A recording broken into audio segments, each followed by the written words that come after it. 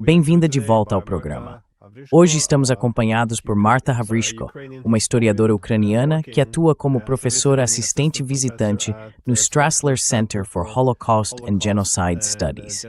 Muito obrigado por voltar ao programa.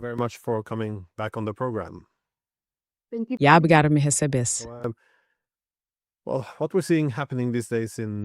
Bem, o que estamos vendo acontecer hoje em dia na Ucrânia é realmente de partir o coração.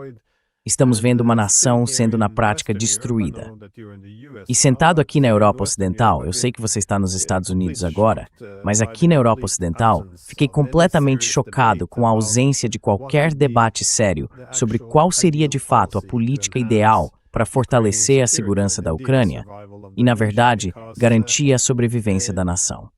Porque parece que a única posição aceitável que temos na Europa agora é que uma postura pró-Ucrânia significa que devemos insistir em puxar a Ucrânia para a órbita da OTAN e, é claro, confrontar a Rússia. E isso não é algo apenas dos últimos 4 anos. Tem sido mais ou menos assim nos últimos 20 anos, pelo menos desde 2004. Sempre me vi colocado em uma posição estranha, porque defendi o argumento, em 2004, mas também em 2008 e ainda mais depois de 2014, de que tentar puxar a Ucrânia para a OTAN não ajudaria a Ucrânia.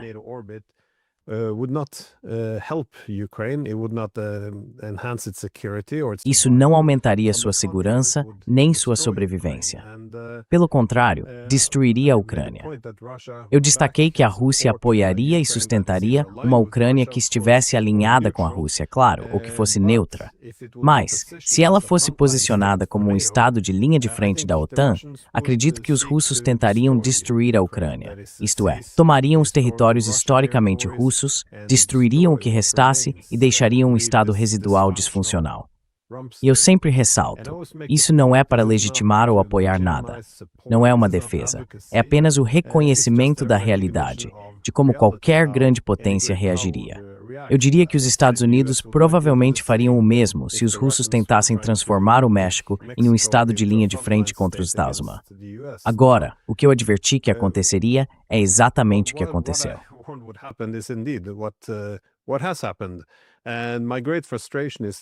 E a minha grande frustração é que as pessoas que vêm defendendo a expansão da OTAN ao longo dos anos, rejeitando a diplomacia e se recusando a reconhecer o que os russos estão argumentando, de alguma forma, são essas as pessoas consideradas pró-ucranianas. São elas que querem manter a guerra, lutar, não fazer concessões.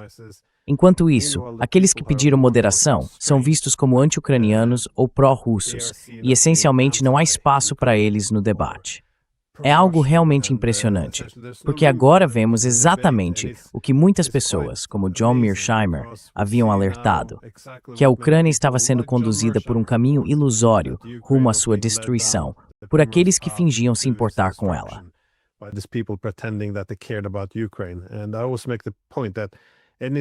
Eu sempre ressalto que toda vez que ouço uma referência à compaixão pelos ucranianos na Ucrânia, isso sempre se traduz em algo como, bem, vamos manter a guerra, que tal começarmos a deportar os refugiados ucranianos para que possam nos ajudar a lutar? Que tal bloquearmos a fronteira para que os jovens ucranianos não possam escapar e assim sejam obrigados a lutar? Toda vez, isso acaba se transformando em alguma coisa horrível que pode acontecer aos próprios ucranianos. Mas eu quero saber a sua opinião, porque você tem sido, é claro, muito crítico em relação a essa guerra. Como ucraniano, você enfrentou um problema semelhante, se não me engano, ou seja, é visto como um ucraniano anti-ucraniano, porque tem sido muito crítico em relação a muitas das políticas que estão sendo promovidas.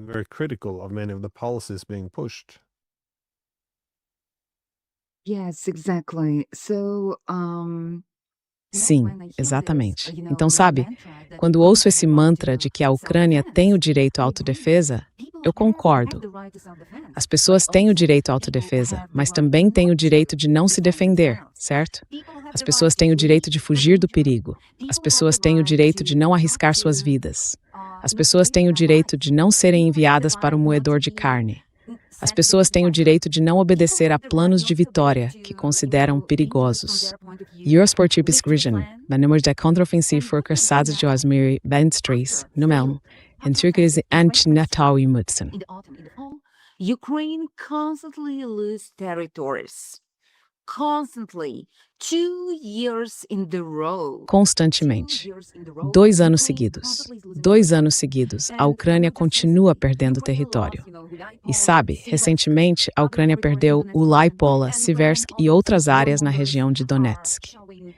E quando todos esses belicistas mostram o mapa e dizem é só uma pequena porcentagem do território ucraniano e a Ucrânia é tão grande que a Rússia precisaria de dezenas de anos para conquistar tudo.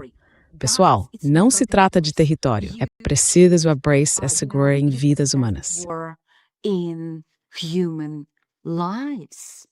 You should count how many lives. Você deveria contar quantas vidas foram perdidas, quantos jovens agora estão em cemitérios militares, quantos soldados mutilados temos, quantas viúvas essa guerra produziu, quantos órfãos, quantos cemitérios.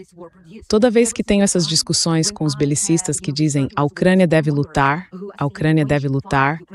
eu lhes mostro uma foto de um cemitério na minha cidade natal, Lviv.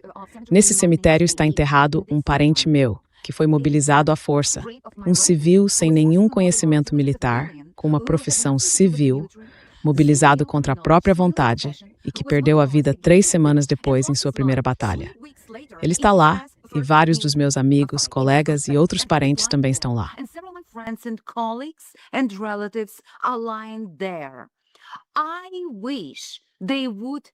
Eu queria que eles desertassem desse exército.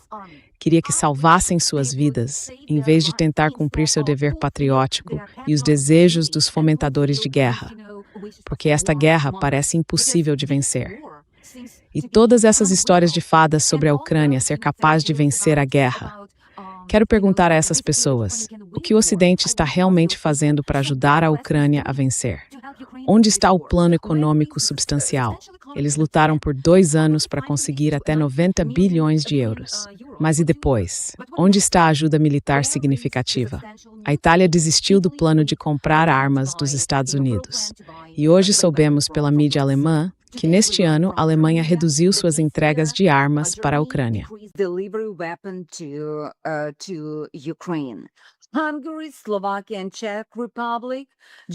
A Hungria, a Eslováquia e a República Tcheca, hoje em dia, simplesmente não querem participar de todos esses, esquemas fraudulentos.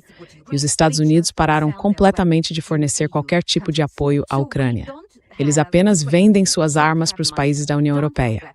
Então a Ucrânia não tem dinheiro, não tem armas. Mas mais importante, a Ucrânia está ficando sem pessoas. Em 2022, vimos longas filas de voluntários de combate. Agora também vemos filas, mas são de pessoas com isenções. Elas compraram, documentos médicos dizendo que são incapazes ou conseguiram outros papéis. Porque a Ucrânia é um país muito corrupto e a guerra gera uma enorme corrupção nesses serviços de evasão do recrutamento.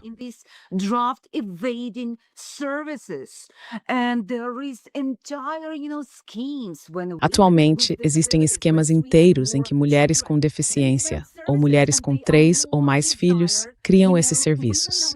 Elas se tornaram as mulheres mais procuradas na Ucrânia porque vendem esses serviços. Os homens se casam com elas e esses casamentos falsos basicamente salvam os homens do recrutamento. Há muitas maneiras de evitar o serviço militar e milhões de homens, segundo autoridades, estão tentando usá-las. As autoridades afirmam que cerca de 300 mil homens desertaram do exército ou ficaram ausentes sem autorização. Ou seja, saíram sem permissão, porque não querem cumprir seu dever patriótico.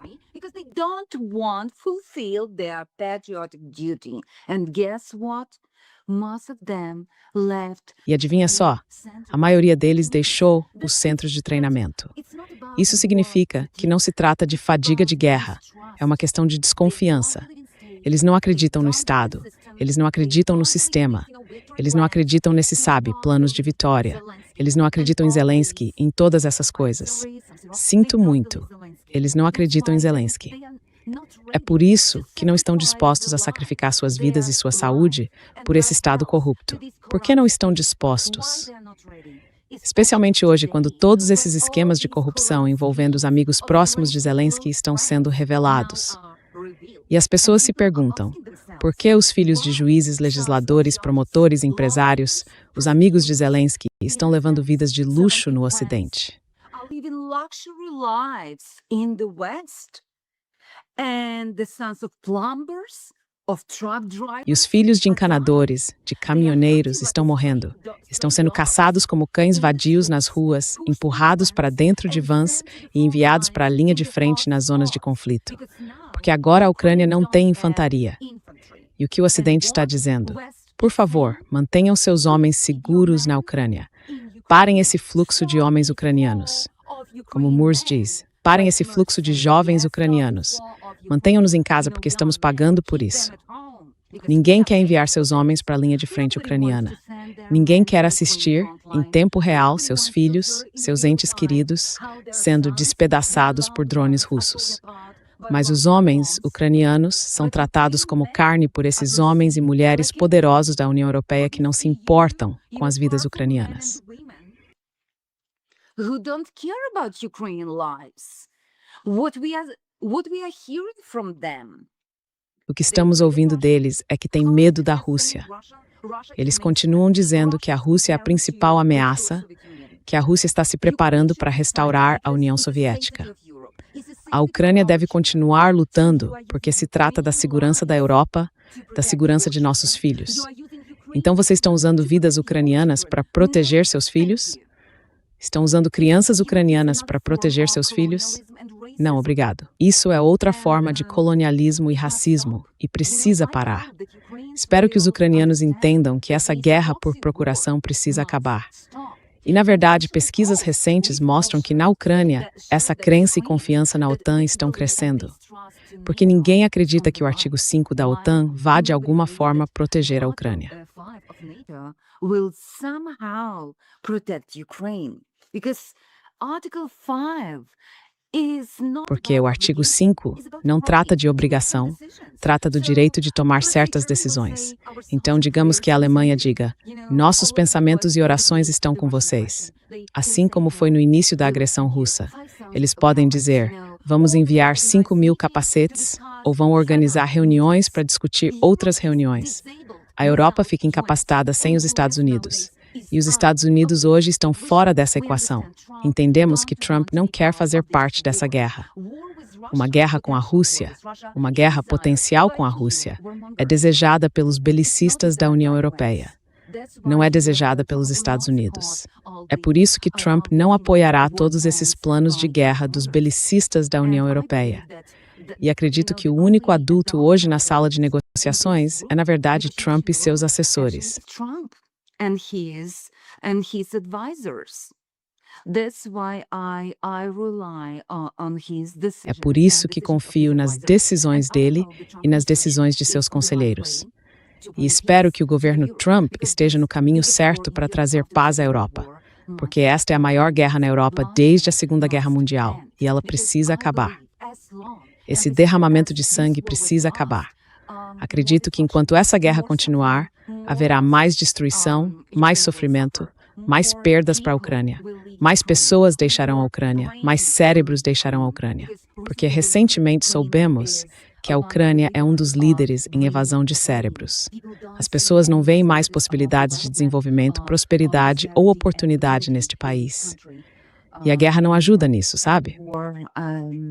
Doesn't help it, you know. Sobre o artigo 5 da OTAN, as pessoas costumam citar apenas a primeira parte da primeira frase, que um ataque a um deve ser considerado um ataque a todos. Mas ninguém menciona a segunda parte dessa frase, que diz que cada membro da aliança pode escolher como responder, inclusive com o uso da força militar. Mas isso é uma opção. As pessoas tendem a omitir esse trecho. Lembro que Lindsey Graham fez um discurso em que argumentou que temos um bom acordo com Zelensky. Enquanto enviarmos essas armas, eles lutarão até o último homem.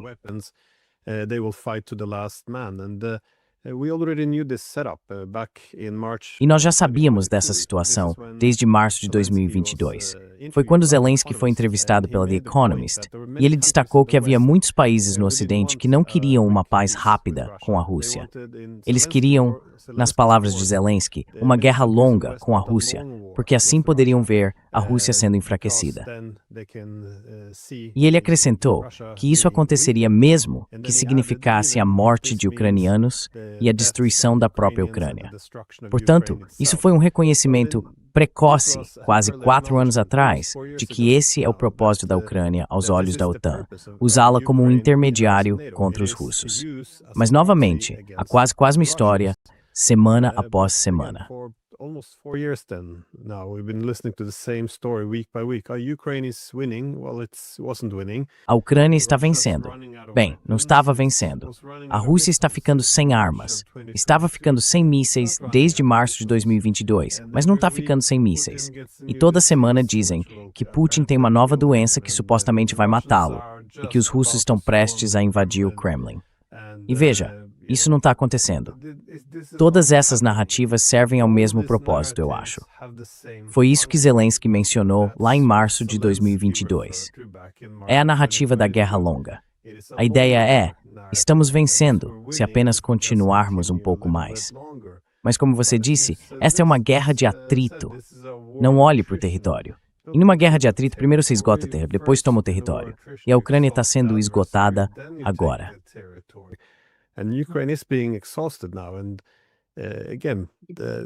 E novamente, isso aconteceu depois de Zelensky ter recusado o acordo dos Estados Unidos e do Reino Unido em abril de 2022, quando rejeitou as negociações de Istambul. Como o Ocidente respondeu? Eles cortaram toda a diplomacia com a Rússia, o que significou que não havia caminho diplomático para resolver a situação. E simplesmente disseram, bem, enviaremos armas e Zelensky enviará os ucranianos para lutar essencialmente até o último homem. É por isso que acho que isso é importante. É por isso que não se trata de uma posição anti-ucraniana. A OTAN não está vindo em socorro da Ucrânia.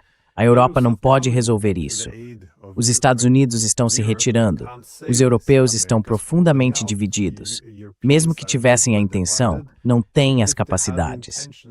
E mesmo agora, essa é a minha pergunta para você, mesmo agora que os europeus estão cada vez mais reconhecendo o fato de que sim, é claro, a Ucrânia está perdendo. O argumento ainda é de que eles podem continuar lutando.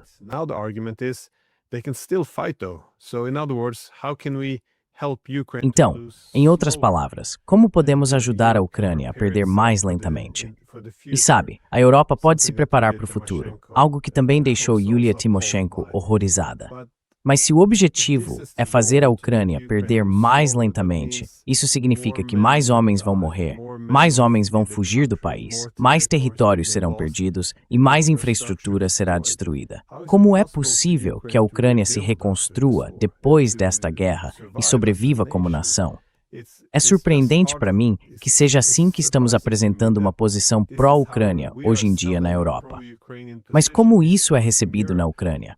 Na Ucrânia, essa nova ideia de que podemos ajudar a Ucrânia a perder um pouco mais lentamente, porque, como eu disse, Yulia Tymoshenko ficou horrorizada com o chefe da inteligência alemã quando ele fez esse argumento, dizendo que só precisamos manter a guerra por mais 5 anos para poder reconstruir.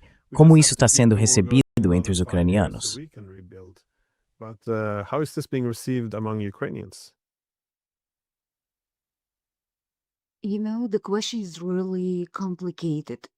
Sabe, a questão é realmente complicada. A sociedade ucraniana não é homogênea em sua percepção da guerra. E hoje em dia é muito difícil entender o que está acontecendo. Por quê? Porque não há confiança em nenhuma pesquisa. Além disso, as teorias sociológicas estão sob pressão, porque é uma guerra. Entendemos que a pressão política do governo Zelensky também existe autocensura, acredito. E há muitos ucranianos que não estão sendo ouvidos. Quero dizer, 7 milhões de ucranianos estão agora na Europa. Pelo menos 3 milhões estão na Rússia e vários milhões estão sob ocupação russa.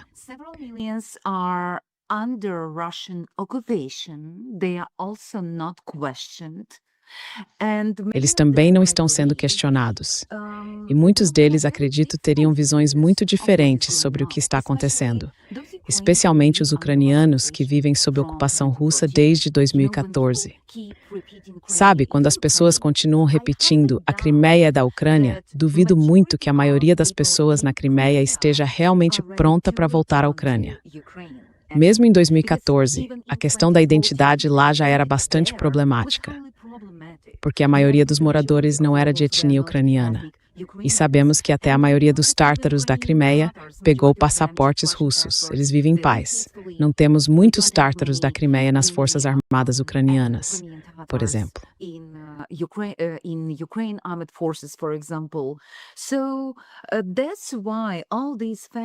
É por isso que todos esses fatores estão, na verdade, contribuindo para o fato de que não sabemos muito bem o que os ucranianos querem hoje em dia. Mas nós nos baseamos nas pesquisas existentes, confiamos na mídia ucraniana, que reflete parte da opinião pública, e também na percepção geral.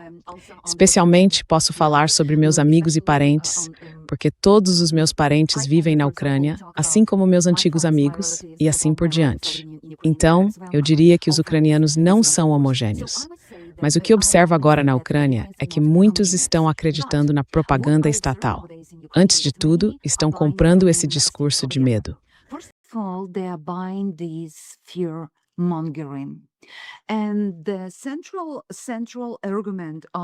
E o argumento central desse alarmismo é a propaganda de atrocidades. Quero dizer, a propaganda estatal está instrumentalizando a história, especialmente a história das atrocidades soviéticas. Eles usam as repressões de Stalin e o Holodomor, ou seja, a Grande Fome de 1932-33, quando pelo menos 4 milhões de pessoas na Ucrânia morreram.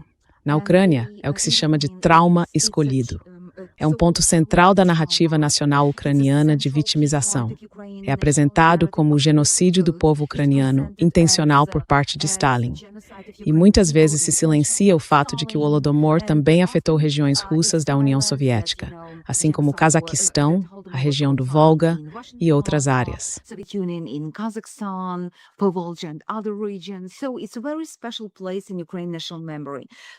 Então é um lugar muito especial na memória nacional ucraniana. Eles dizem que os russos vão vir e organizar outro Holodomor, vão criar gulags, vão nos mandar todos para a Sibéria, vão negar nossos direitos nacionais, vão proibir a língua ucraniana, vão bani-la completamente.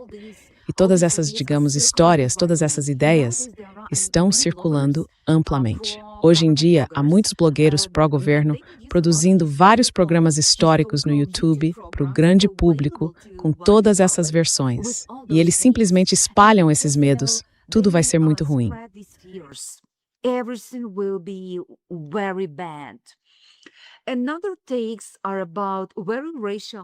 Outra interpretação é fortemente racializada, eu diria, e bastante semelhante à propaganda nazista, sobre soldados russos que viriam estuprar todas as mulheres ucranianas.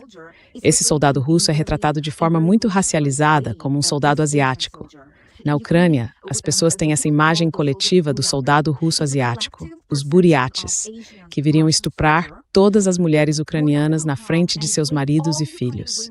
E, recentemente, até mesmo um dos escritórios de recrutamento ucranianos publicou uma foto de soldados russos asiáticos de maneira muito desagradável, com o slogan: "Os buriates virão recrutar você para o exército russo e obrigá-lo a ir conquistar a Europa."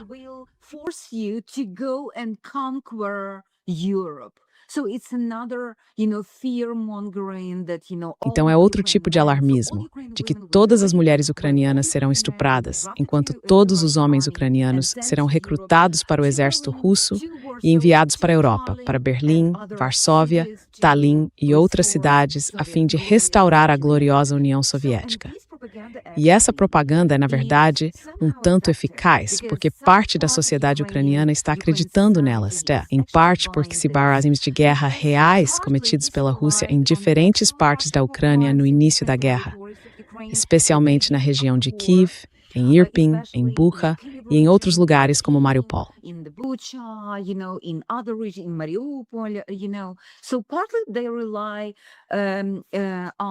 Em parte, eles se baseiam nas atrocidades da Segunda Guerra Mundial, no Grande Terror, por exemplo, nas atrocidades soviéticas durante o período de Stalin. Mas essas atrocidades são exageradas, é claro, e Bem, nós chamamos isso, os estudiosos chamam, de propaganda de atrocidades. Essas narrativas são exageradas para criar medo. E uma parte da sociedade ucraniana realmente acredita nisso. Eles têm medo de que os russos venham e façam tudo isso com o povo ucraniano, e que a sociedade ucraniana deixe de existir. Eu costumo perguntar aos meus amigos que espalham essas narrativas: quantos ucranianos havia na Ucrânia após o colapso da União Soviética? E a resposta correta é 52 milhões. 52 millions. And nowadays we have 37 million. E hoje em dia temos 37 milhões de ucranianos, e a previsão é que em 9 ou 10 anos teremos 25 milhões. Então a situação é catastrófica. Mesmo antes da invasão russa já havia um grande declínio, um sério problema demográfico por causa da corrupção, antes de tudo, e também por causa da grande crise econômica. Sabe, e o problema é que algumas pessoas até fazem piadas dizendo que estão esperando os russos libertá-las dos oficiais de recrutamento ucranianos. E lembramos que houve um período em que os russos atacaram centros de recrutamento ucranianos com drones e foguetes. E você não imagina quantos ucranianos fizeram piadas sobre isso na internet.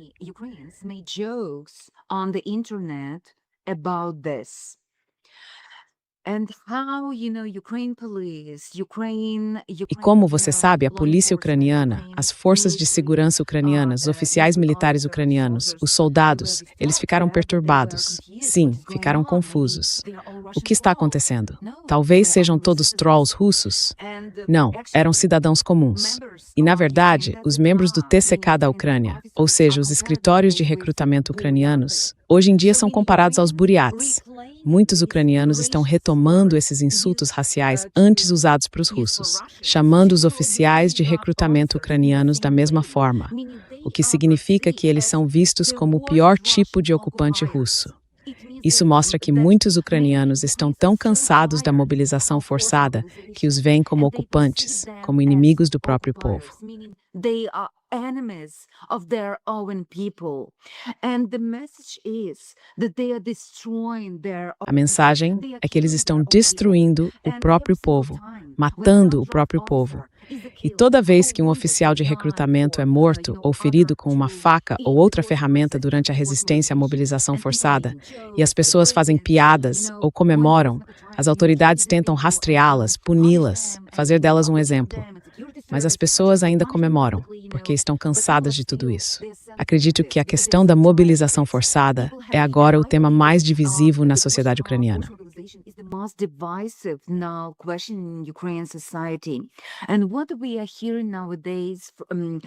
E o que estamos ouvindo hoje em dia é que o principal espião ucraniano, Budanov, está culpando a propaganda russa.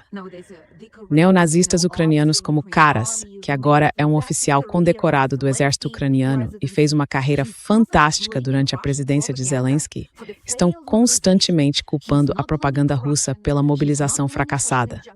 Eles não estão culpando a corrupção, nem a injustiça social, nem as ações mal-sucedidas. Todas essas contraofensivas fracassadas, esses constantes fracassos na linha de frente, essas operações militares ineficazes, não. Eles estão culpando os russos.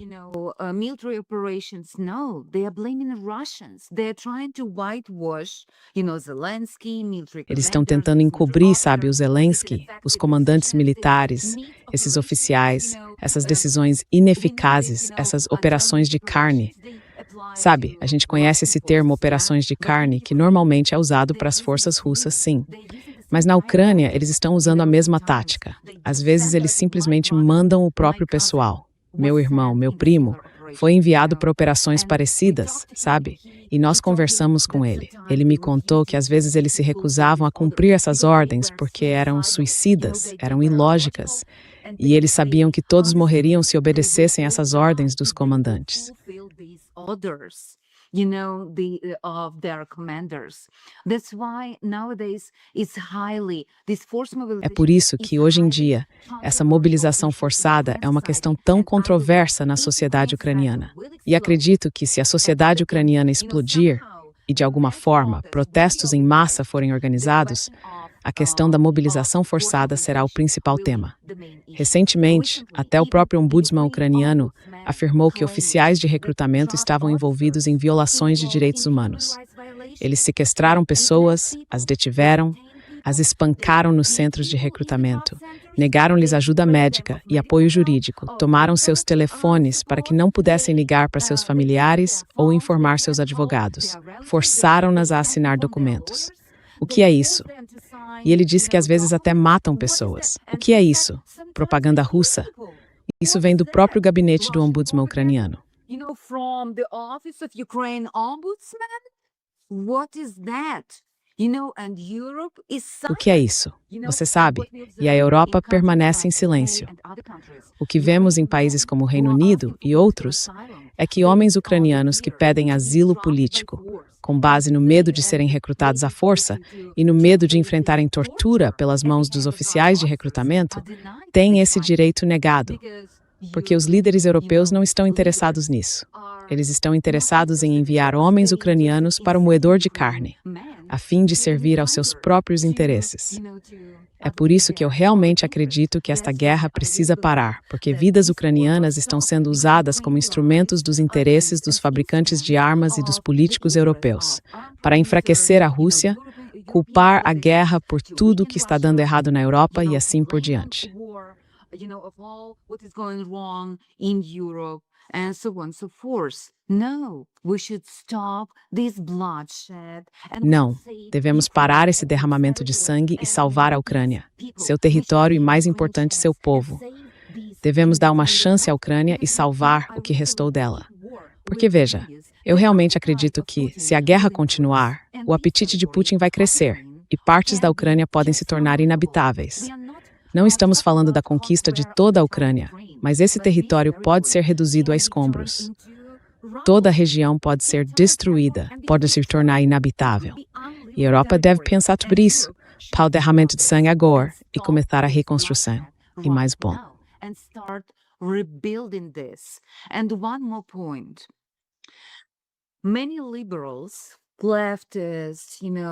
Muitos liberais, esquerdistas, sabe, alguns membros da comunidade queer e da comunidade feminista defendem o envio de mais armas para a Ucrânia. Mas o que significa mais armas para a Ucrânia? Significa mais guerra. Significa mais homens sendo recrutados à força, porque alguém precisa operar essas armas, certo? E eu quero perguntar a todas essas pessoas, especialmente as mulheres. Vocês entendem que o período pós-guerra significará centenas de milhares de homens com PTSD grave e traumas de guerra voltando para casa e sofrendo. E que famílias inteiras, crianças, mães, irmãs, namoradas e esposas podem sofrer junto com eles. Porque é isso que o trauma de guerra significa. Muitos deles podem se tornar agressores domésticos violentos. Mais guerra significa mais trauma. E mais trauma significa mais agressores domésticos.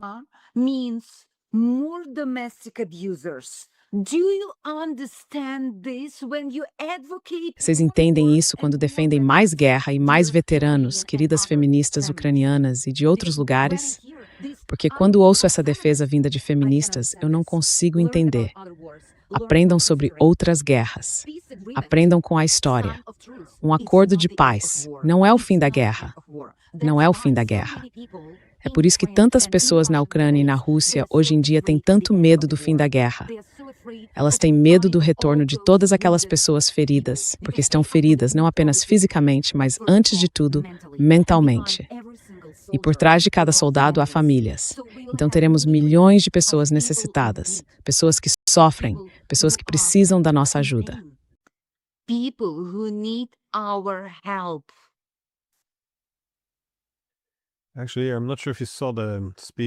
Na verdade, não tenho certeza se você viu o discurso do Putin recentemente. Foi há 2 dias.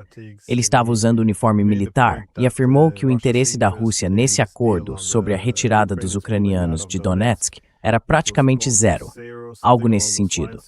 Ele sugeriu, como você disse, que os acordos futuros que eles exigirem serão cada vez mais difíceis. E eu sempre defendi esse ponto também, que prometer não expandir a OTAN após a guerra e simplesmente rotular isso como essa é uma posição pró-Rússia é enganoso. Na realidade, se você observar os russos, se a Ucrânia for neutra, então eles podem aceitar, por exemplo, que Odessa continue fazendo parte da Ucrânia.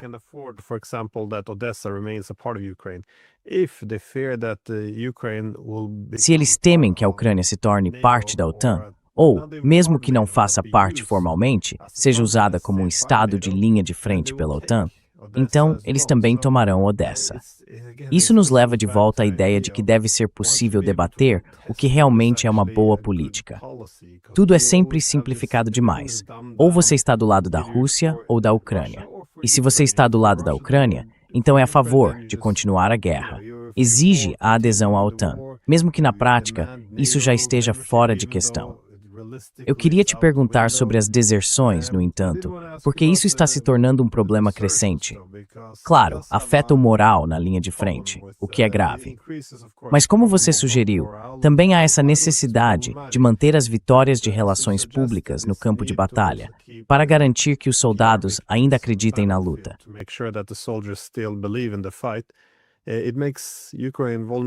Isso também torna a Ucrânia vulnerável, porque agora eles têm uma forte aversão. Veja, Zelensky não quer abrir mão de nenhuma cidade, mesmo depois que elas estão praticamente perdidas. E os russos parecem tirar proveito disso. Eles criam esses caldeirões, onde basicamente há apenas uma estrada entrando e saindo da cidade. E então, não. Zelensky não pode abandonar a cidade, porque teme que o moral caia e as deserções aumentem. Assim, acaba havendo apenas uma estrada para cada uma dessas cidades, e elas se tornam estradas da morte, porque estão sempre sob vigilância dos drones russos. Eles usam isso para esgotar e desgastar o exército ucraniano. Mais uma vez, como você disse, esta é uma guerra de atrito. É isso que se faz. Destruir o exército inimigo.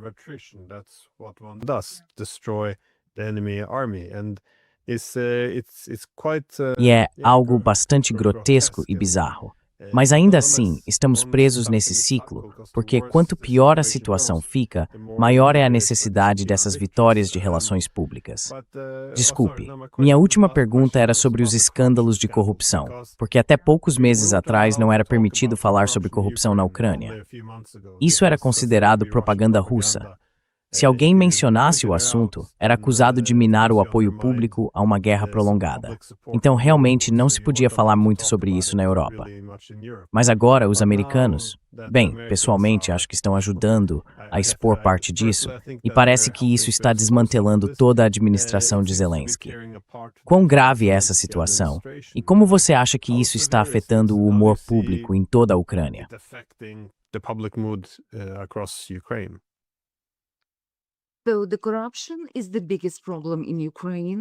Então, a corrupção é o maior problema na Ucrânia, de acordo com várias pesquisas dos últimos anos.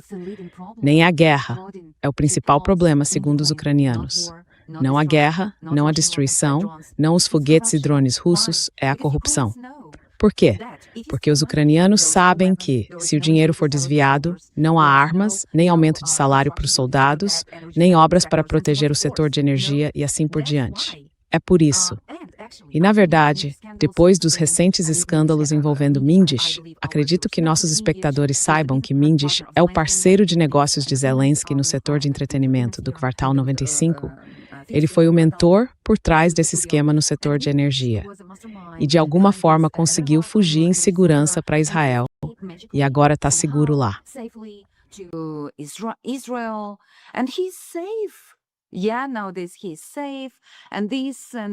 Sim, hoje em dia ele está seguro.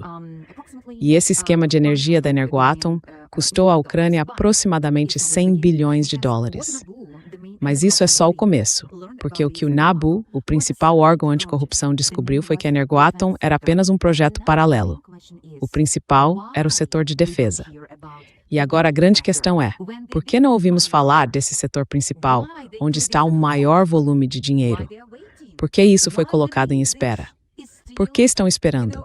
Porque o prato principal ainda está, digamos, reservado para nós. Então essa história continuou. Talvez nossos espectadores saibam que recentemente, no sábado, antes da reunião de alto nível entre Zelensky e Trump na Flórida, que aconteceu ontem, o NABU realizou buscas nos escritórios de 4 parlamentares do partido de Zelensky, Servo do Povo. E adivinhem só? And guess what?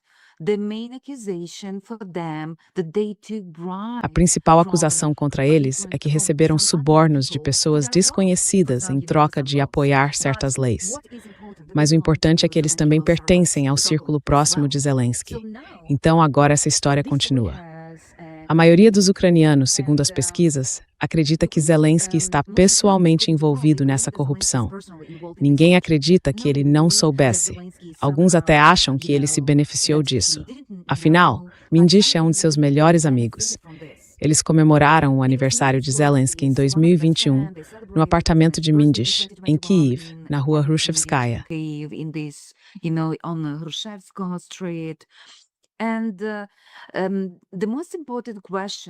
E a pergunta mais importante é sobre aquele escritório de lavanderia, onde eles realizavam todas as reuniões e decidiam quem receberia o quê. Quem seria o primeiro-ministro? Quem seria o embaixador? O escritório paralelo, sabe, ficava apenas 7 minutos a pé da sede do Serviço de Segurança da Ucrânia.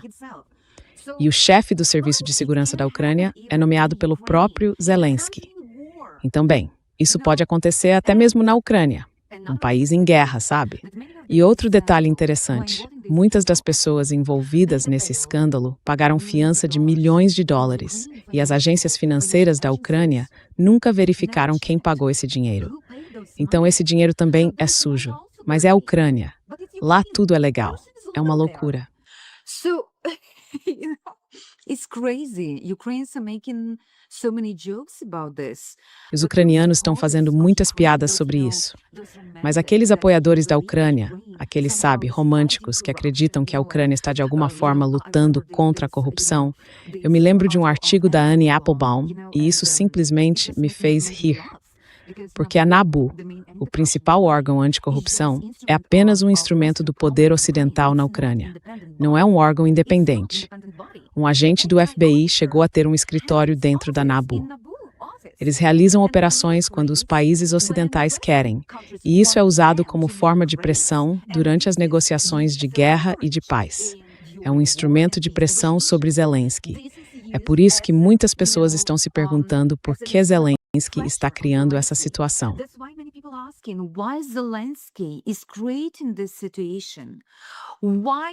Por que diabos ele não consegue parar de roubar dinheiro enquanto as pessoas estão morrendo? Por que diabos isso é sequer possível quando as pessoas estão pagando o preço máximo?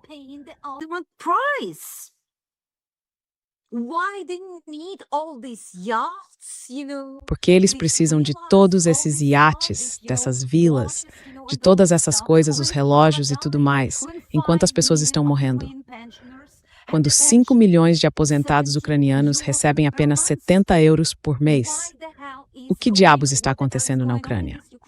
É por isso que nos Estados Unidos, muitos políticos, você ouve isso, afirmam que Zelensky deveria ser preso quando viesse aos Estados Unidos e que nenhum dinheiro a mais deveria ir para a Ucrânia, porque simplesmente não se consegue rastrear esse dinheiro. E eu acredito que provavelmente alguns agentes estrangeiros estão até usando a Ucrânia e todos esses esquemas lá apenas para lucrar. Talvez eles também recebam benefícios. É por isso que estão cegos para o que está acontecendo na Ucrânia.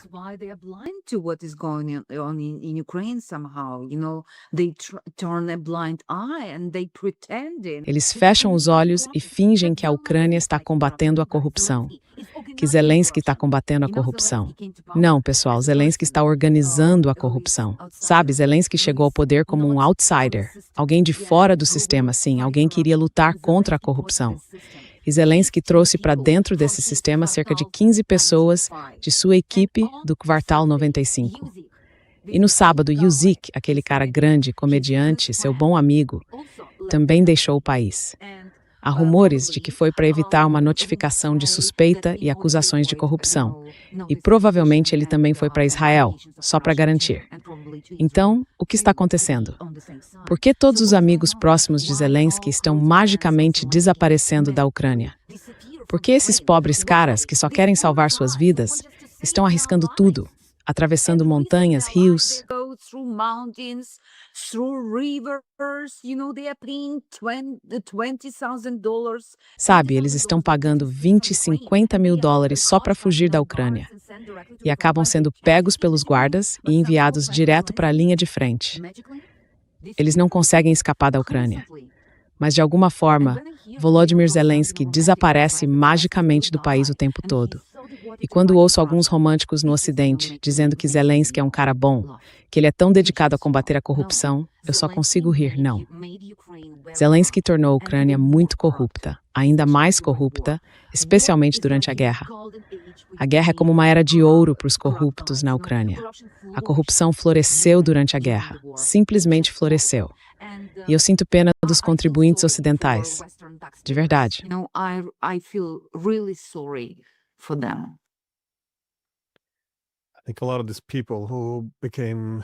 Acho que muitas dessas pessoas que ficaram absurdamente ricas com a corrupção já perceberam o que está por vir. Elas sabem o que vem a seguir. Então acho que devemos esperar que mais delas deixem o país. E agora eu realmente espero que essas negociações cheguem a algum lugar. Também ouço o argumento de que, bem, as exigências dos russos são duras. Sabe, é uma paz humilhante. A Ucrânia não tem nada a mostrar depois de todos esses anos de sofrimento. E eu realmente discordo disso. É uma derrota humilhante, uma paz humilhante.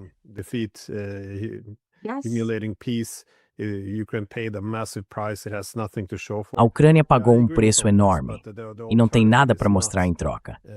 Concordo com tudo isso, mas a alternativa não é a vitória. A alternativa é uma situação ainda pior. E sempre faço esse ponto, mesmo em relação ao território. A alternativa a perder, por exemplo, Donetsk, Luhansk, Zaporizhia e Kherson, não é recuperar tudo.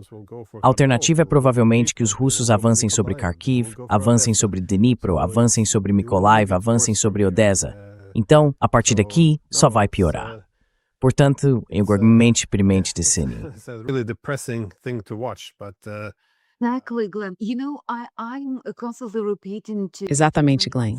Sabe, eu continuo dizendo às pessoas que sim, a paz não será justa, será dolorosa. Para alguns será muito frustrante, mas é necessária para salvar a Ucrânia e seu povo, porque a Ucrânia está morrendo e os ucranianos estão morrendo. Quanto mais a guerra durar, mais a Ucrânia morrerá e menos dela será salva. É por isso que eu digo, vamos dar uma chance à paz. Let's give a peace a chance. Acho que nas próximas semanas e meses veremos os russos buscando mais território, os americanos buscando mais recursos e os europeus buscando a juventude. Alguém até disse, para os traiçoeiros. Então acredito que o ideal para a Ucrânia é se afastar da rivalidade entre as grandes potências, onde sempre acabará desempenhando o papel de peão. E como você disse, salvar a nação. Torná-la um país habitável, porque é muito evidente que o fim das guerras costuma ser o momento em que as baixas em massa realmente começam. Quando tudo desmorona, as linhas de frente se desintegram, as comunicações entram em colapso, o sistema político começa a definhar e a economia entra em colapso.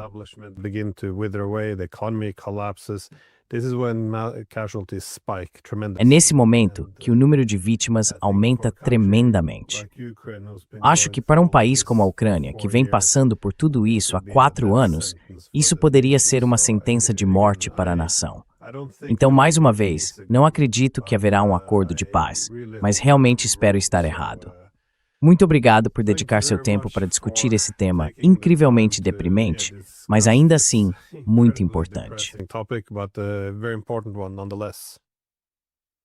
Thank you. Obrigado, Glenn. Vamos torcer Let's pelo go melhor, for the better.